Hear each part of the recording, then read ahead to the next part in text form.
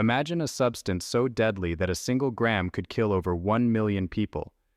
A toxin so powerful that it attacks your nervous system, paralyzes your muscles, and stops your lungs from breathing. Now imagine that same poison becoming one of the most revolutionary medical treatments in human history. This is not science fiction. This is the true story of how the deadliest biological toxin known to mankind became the miracle cure that changed medicine forever. And it all started with a handful of bad sausages in a small German village. The year is 1820. Europe is still recovering from the Napoleonic Wars. People are hungry, resources are scarce, and food preservation is a matter of life and death. In the Kingdom of Württemberg, a region in southwestern Germany, communities rely heavily on preserved meats to survive the harsh winters. Smoking, salting, curing. These are the only methods available to keep food from rotting. But something is going terribly wrong. People are dying. Not from war, not from disease as they understand it, but from their food. Specifically from sausages. The symptoms are horrifying. First comes the blurred vision, then the dry mouth, the difficulty swallowing. Within hours, the paralysis begins. It creeps through the body like an invisible hand, shutting down muscle after muscle. The face droops, the eyelids fall, the voice fades to a whisper. And then, if nothing is done, the diaphragm stops working. The lungs cease to draw breath. Death comes slowly, consciously, as the victim remains fully aware while their body shuts down around them. The locals call it sausage poisoning, Wurst in German. Gift means poison, Wurstvergiftung. But they have no idea what causes it, and more importantly, they have no idea how to stop it.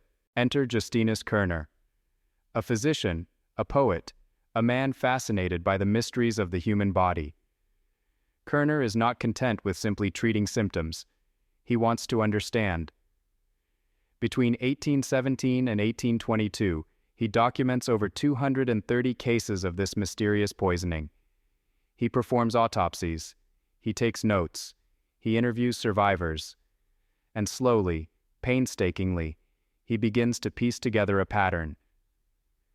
The poison, he realizes, is not in spoiled meat itself, but in something the meat produces under certain conditions.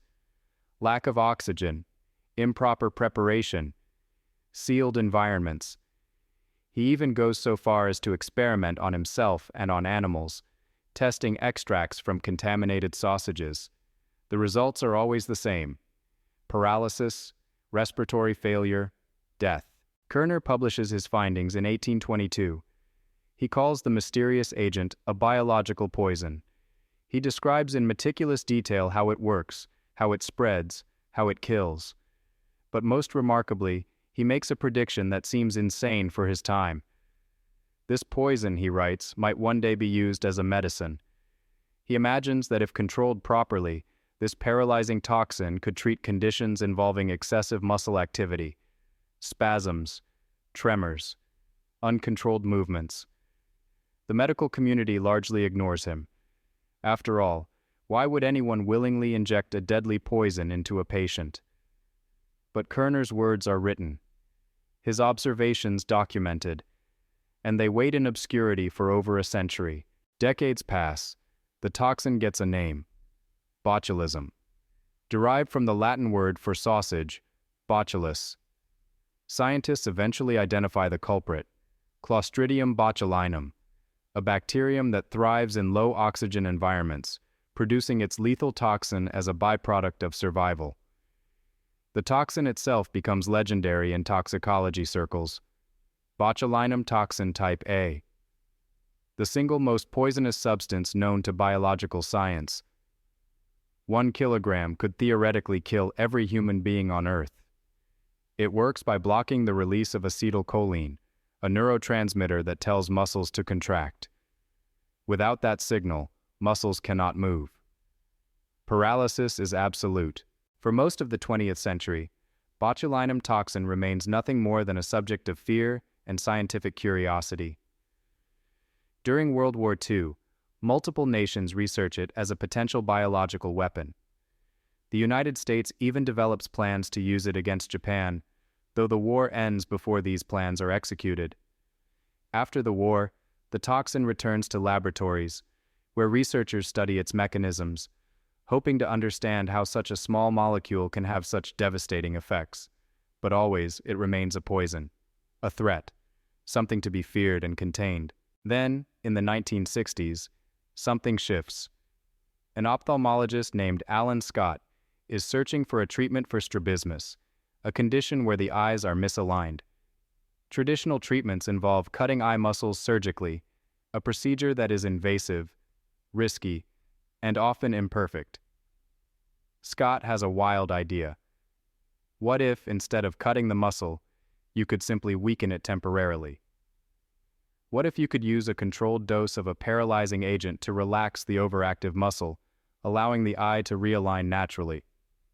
He needs something powerful, something precise, something that can be injected directly into a tiny muscle and stay localized.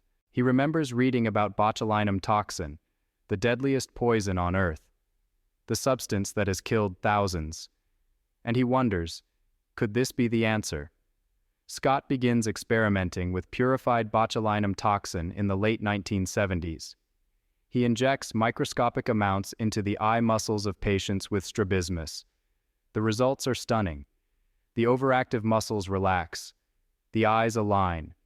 The effects are temporary, lasting only a few months, but they are profound.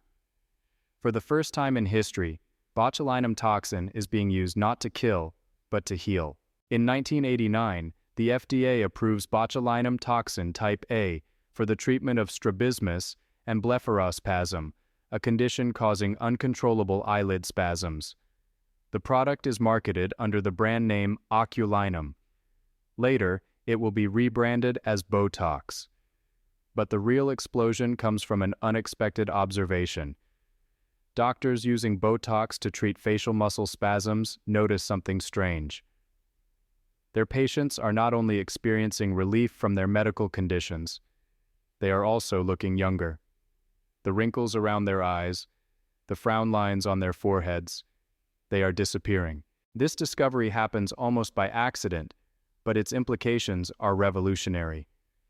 The same mechanism that stops uncontrolled muscle spasms can also stop the repetitive muscle contractions that create wrinkles. A dermatologist named Alistair Carruthers and his wife Jean, an ophthalmologist, begin experimenting with Botox for cosmetic purposes in the late 1980s. They inject it into the glabellar lines, the frown lines between the eyebrows.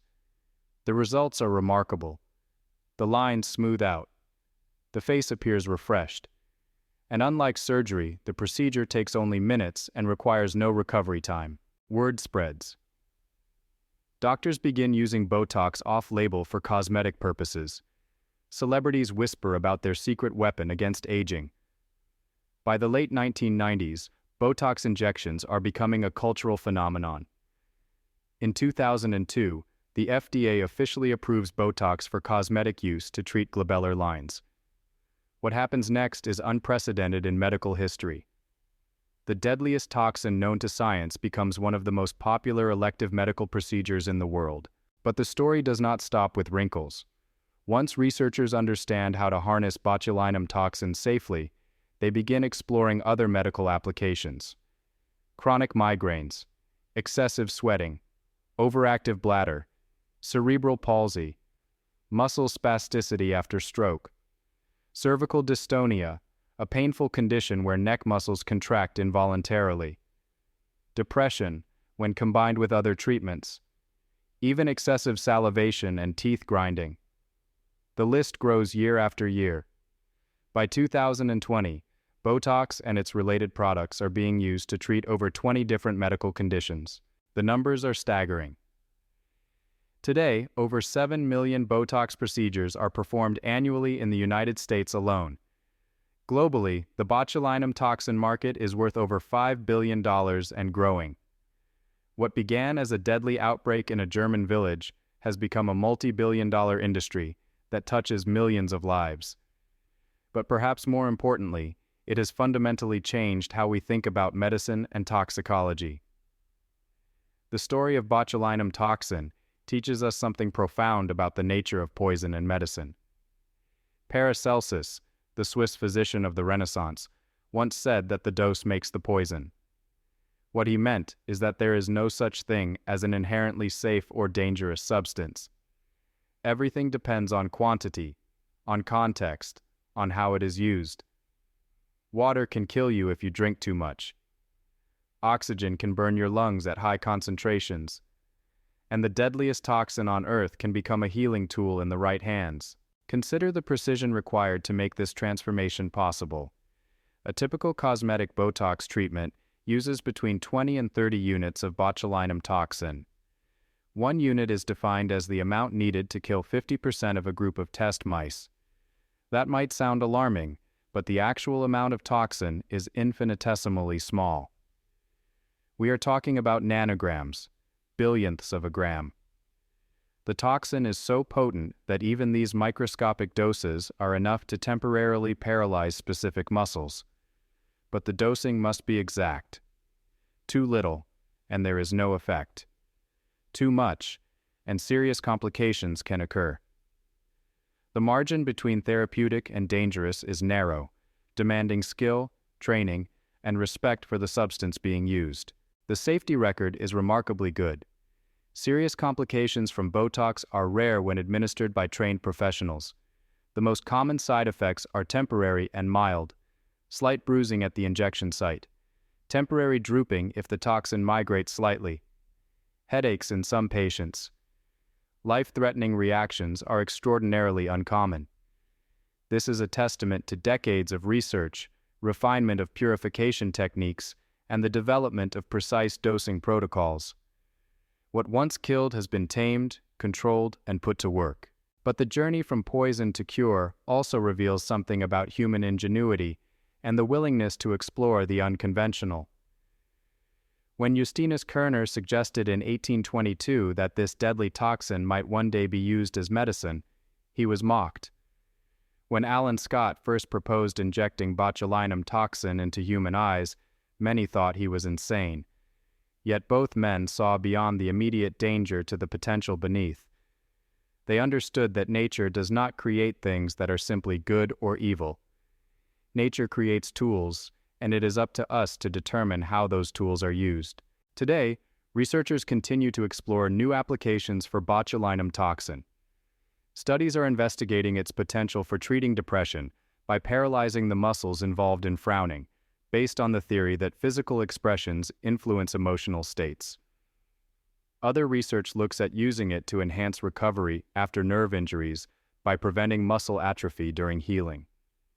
Some scientists are even exploring whether modified versions of the toxin could deliver other medications directly to nerve cells, using its unique ability to enter neurons as a transport mechanism. The story also raises questions about how we assess risk and benefit in medicine. Every treatment carries some level of danger. Surgery can lead to infection. Antibiotics can cause allergic reactions. Even aspirin can cause bleeding. The question is never whether a treatment is completely safe, but whether the benefits outweigh the risks for a particular patient in a particular situation. Botulinum toxin, despite being the deadliest natural toxin known, has proven to be remarkably safe when used appropriately. This paradox challenges our intuitions about danger and forces us to think more carefully about how we evaluate medical interventions. There is also a cultural dimension to this story. The rise of cosmetic Botox has sparked debates about beauty standards, aging, and medical ethics. Is using a medical treatment for purely cosmetic purposes appropriate? Does the normalization of injectable procedures put pressure on people to alter their appearance? These are complex questions with no easy answers. But they are conversations worth having, because they reflect deeper tensions about how we use medical technology and what we value as a society. What remains undeniable is the impact. Millions of people who once suffered from debilitating muscle spasms, chronic migraines, or painful dystonia now live with significantly improved quality of life. The toxin that killed hundreds in 19th century Germany now brings relief to millions worldwide, And all because a handful of curious minds refused to accept that something deadly could not also be useful. The next time you hear about Botox, remember the full story. Remember the victims of sausage poisoning in 1820. Remember Justinus Kerner documenting cases and dreaming of medical applications. Remember Alan Scott taking an enormous risk to inject the deadliest toxin on Earth into human eyes. Remember that the distance between poison and cure is not as vast as we might think. It is measured not in the substance itself, but in understanding, precision, and the courage to see potential where others see only danger. This is the butterfly effect in its purest form. A bad batch of sausages leads to scientific investigation. Investigation leads to understanding. Understanding leads to experimentation. Experimentation leads to treatment. Treatment leads to a revolution in medicine. And all of it traces back to that first outbreak, that first question, that first refusal to accept that death was the only answer. So the question becomes, what other dangers are hiding cures? What other toxins, what other threats might one day become our greatest tools? History suggests that the answer is probably more than we imagine. We simply need the vision to look, the courage to experiment, and the wisdom to wield these powers responsibly. The story of botulinum toxin is not finished. It continues to evolve, to surprise us, to challenge our assumptions. And somewhere, right now, another scientist is probably looking at another deadly substance and asking the same question that Kerner asked 2 centuries ago. Could this poison become our next miracle? If this story changed how you think about medicine, about danger, about the unexpected ways the world connects, hit that like button and subscribe for more true stories that reveal how small moments created massive consequences. Because history is not just about what happened. It is about understanding why those moments mattered and what they still have to teach us today.